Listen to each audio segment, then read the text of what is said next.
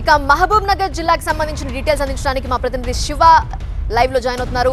Counting complete అయిందా, కొనసాగుతోందా, ఏ party హవా నడుస్తోంది? ఉమ్మడి పాలమూరు జిల్లా వ్యాప్తంగా ఉదయం నుంచి మధ్యాహ్నం వరకు సాగినటువంటి పోలింగ్ చాలా ప్రశాంతంగా ముగిసింది. కానీ ఫలితాల కోసం మాత్రం అన్వేషణ ఇంకా అభ్యర్థులు కొనసాగుతూనే ఉంది. ఉత్కంఠ వాతావరణం కొనసాగుతుంది. ముఖ్యంగా కొన్ని ప్రాంతాల్లో ఇప్పటికే ఫలితాలు వెల్లడించినటువంటి పరిస్థితిని కూడా మనం చూస్తున్నాం. ఉమ్మడి జిల్లా వ్యాప్తంగా చూస్తే అధికార కాంగ్రెస్ పార్టీ బలపరిచినటువంటి అభ్యర్థులు మెజార్టీ స్థానాల్లో గెలుపొందినటువంటి పరిస్థితి అయితే ఉంది.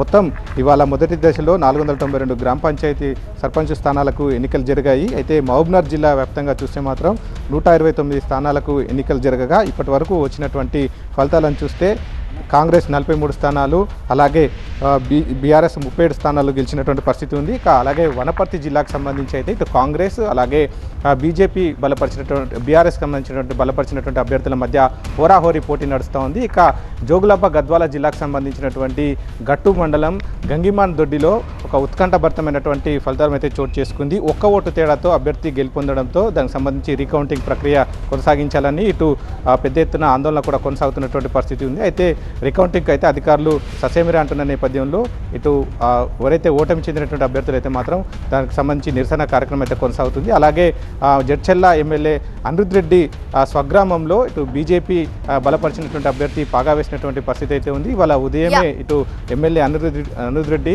కుటుంబంతో సహా వచ్చి ఓటుకు వినియోగించుకున్నటువంటి పరిస్థితి కొనసాగుతుంది. అలాగే మిగిలినటువంటి ప్రాంతాల్లో కూడా ఈ రకమైనటువంటి అధికార పార్టీ బలపరిచినటువంటి అభ్యర్థుల ముందంజ అయితే కొనసాగుతున్నటువంటి పరిస్థితి ఉంది.